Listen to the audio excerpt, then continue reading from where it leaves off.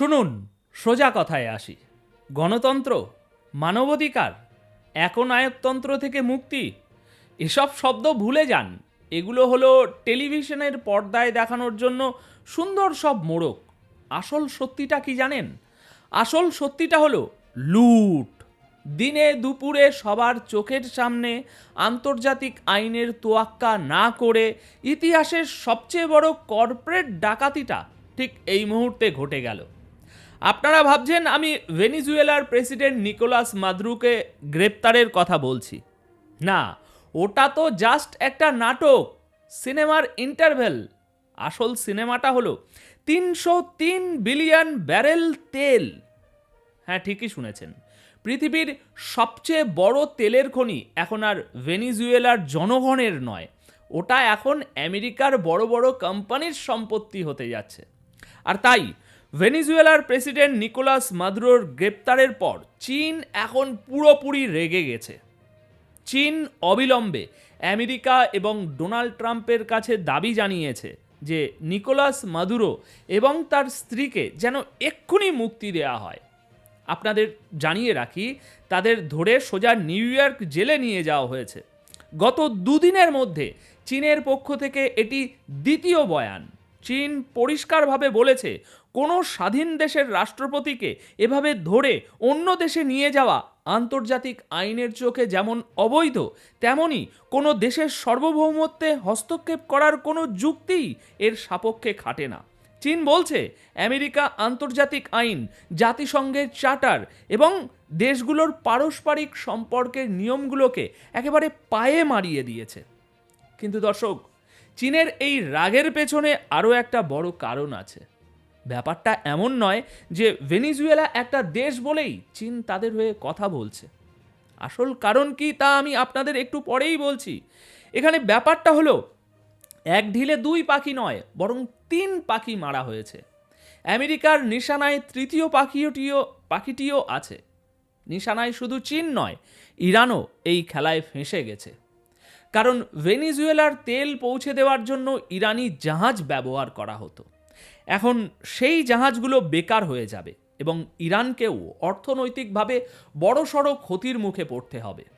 অর্থাৎ এক চালে আমেরিকা অন্তত 3 জন শত্রুকে আঘাত করেছে: ভেনিজুয়েলা, চীন এবং ইরান। দর্শক, এটা জেনে রাখুন এবং মেনে নিন যে আমেরিকার পরবর্তী টার্গেট হলো ইরান। আর এই বিষয়েই আমি আপনাদের পরের খবরটা বিস্তারিতভাবে দিতে চলেছি।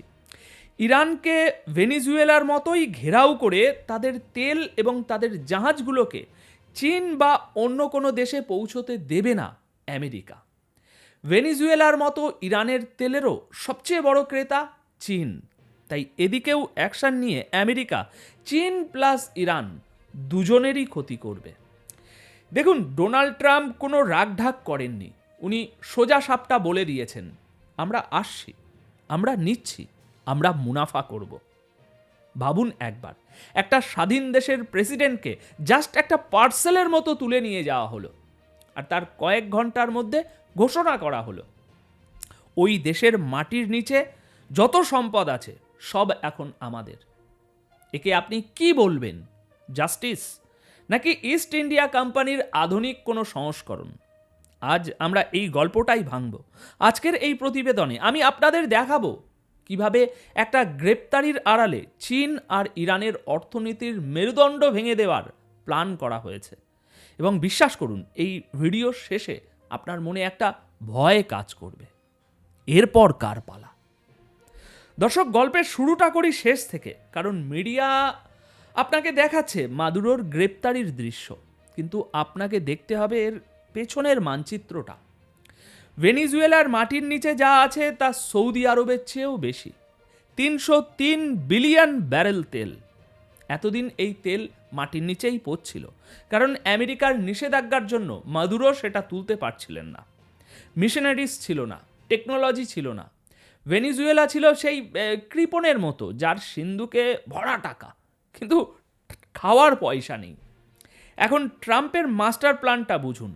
উনি কিন্তু বলেননি যে আমরা ভেনিজুয়েলায় গণতন্ত্র প্রতিষ্ঠা করব। ওসব ওবামার আমলের কথা।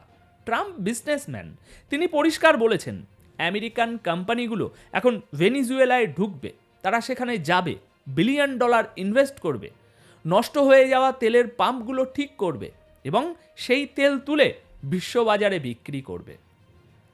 ট্রাম্পের লজিকটা শুনবেন, শুনলে হাসি পাবে, আবার ভয়ও লাগবে।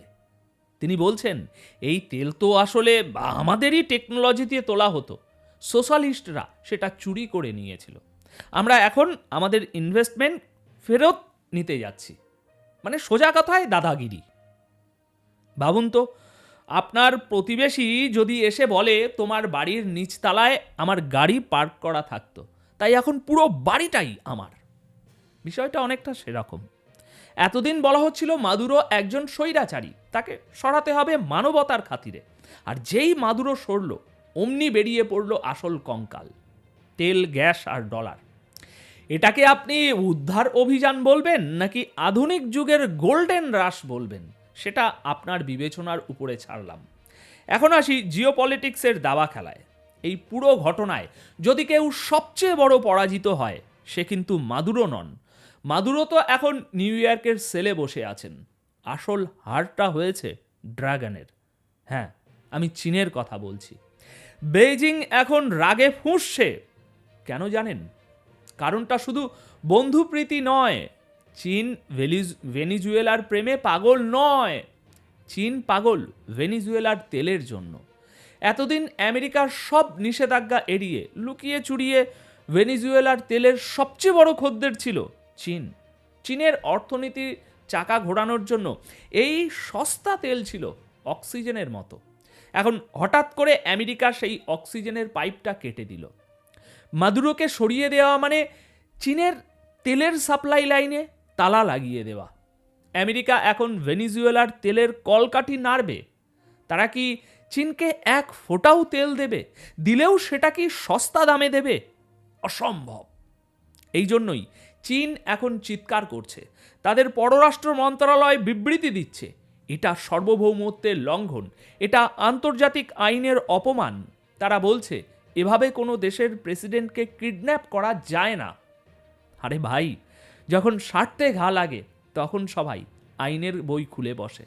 চীন ভালো করেই জানে মাদুরোর গ্রেপ্তারির মানে হলো ল্যাটিন আমেরিকায় চীনের এতদিনের জমানো ঘাঁটিটা তাসের ঘরের মতো ভেঙে পড়ল। কাল পর্যন্ত ভেনিজুয়েলা ছিল আমেরিকার বাড়ির পেছনের উঠোনে চীনের একটা তাঁবু। আজ আমেরিকা সেই তাঁবুটা উপড়ে ফেলে দিল। এটা চীনের জন্য এক বিরাট পরাজয়। দর্শক, এবার একটু অ্যাকশনের কথায় আসি। আমরা ছোটবেলায় গল্পে পড়েছি না, রাক্ষসপুরীতে ঢুকে রাজকন্যাকে চুরি করে নিয়ে আসা। এখানে রাজকন্যা নয়, খোদ রাজাকেই তুলে আনা হলো। 100 জন আমেরিকান এলিট ফোর্স, সম্ভবত ডেল্টা ফোর্সের কমান্ডো, কয়েকটা চিনুক হেলিকপ্টার নিয়ে ভেনিজুয়েলায় ল্যান্ড করলো।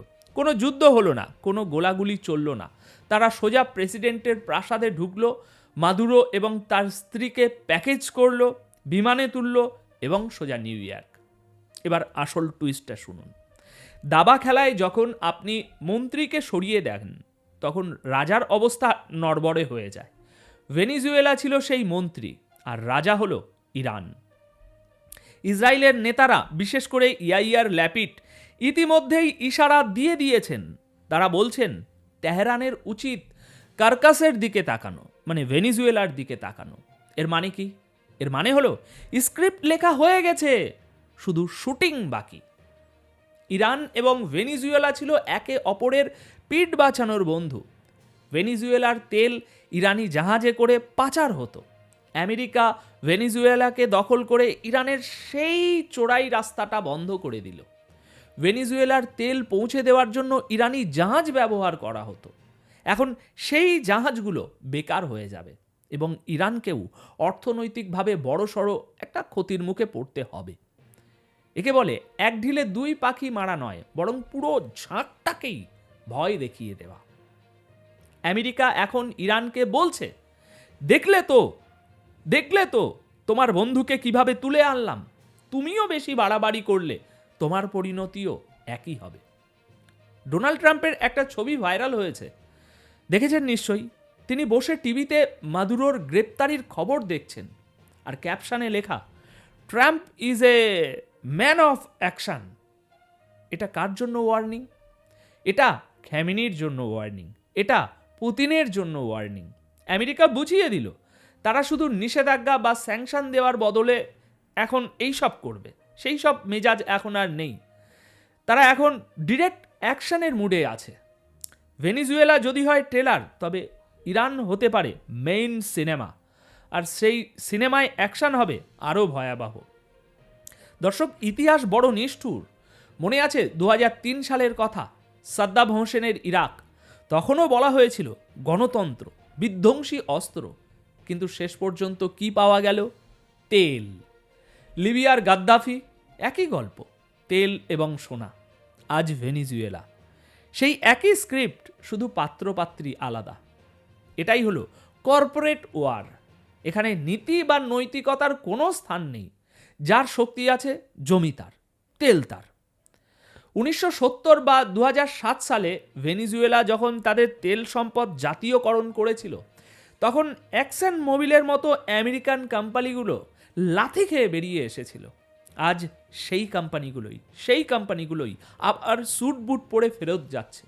প্রতিশোধ নেওয়া হয়েছে, এবং সেটা সুদে আসলে। কিন্তু এর ফলাফল কি হবে? চীন কি চুপ করে বসে থাকবে? রাশিয়া কি শুধু বিবৃতি দেবে? বিশ্ব কি আবারও একটা বড় সংঘাতের দিকে এগোচ্ছে? না। ভেনিজুয়েলার এই ঘটনা কিন্তু একটা প্যান্ডোরার বাক্স খুলে দিয়েছে। আজ আমেরিকা করেছে, কাল যদি রাশিয়া জেলেনস্কিকে তুলে নিয়ে যায়, তখন আমেরিকা কি বলবে? তখন কোন আন্তর্জাতিক আইন দেখাবে? সুতরাং আমরা এমন এক যুগে প্রবেশ করেছি যেখানে জঙ্গল আইন ফিরে আসছে। বড় মাছ ছোট মাছকে গিলে খাবে, এটাই এখনকার জিওপলিটিক্যাল বাস্তবতা। এখন সবশেষে প্রশ্নটা আপনাদের কাছেই রেখে যেতে চাই। নিকোলাস মাদুরো ভালো না খারাপ, সেটা ভেনিজুয়েলার জনগণ ঠিক করত। কিন্তু বাইরের কোনো শক্তি এসে যখন দেশের মালিকানা বদলে দেয়, তখন সেটা কি মুক্তির বার্তা, নাকি নূতন করে গোলামির শিকল? এই ঘটনায় চীন কিছুটা হলেও কোণঠাসা, ইরান আতঙ্কে, আর আমেরিকা বিজয়ের হাসি হাসছে। আপনার কি মনে হয়, এরপর আমেরিকার টার্গেট কে? ইরান নাকি অন্য কেউ? কমেন্ট বক্সে আপনার মতামত জানান, আমি প্রতিটি কমেন্ট পড়ব। আর হ্যাঁ, ভিডিওটি যদি আপনাদের ভাবিয়ে থাকে, তবে শেয়ার করতে ভুলবেন না। সত্যটা সবার জানা দরকার। দেখা হবে পরের প্রতিবেদনে অন্য কোনো বিশ্লেষণ নিয়ে। ততক্ষণ পর্যন্ত চোখ কান খোলা রাখুন, কারণ বিশ্বটা খুব দ্রুত পাল্টাচ্ছে। ধন্যবাদ আপনাদের সকলকে।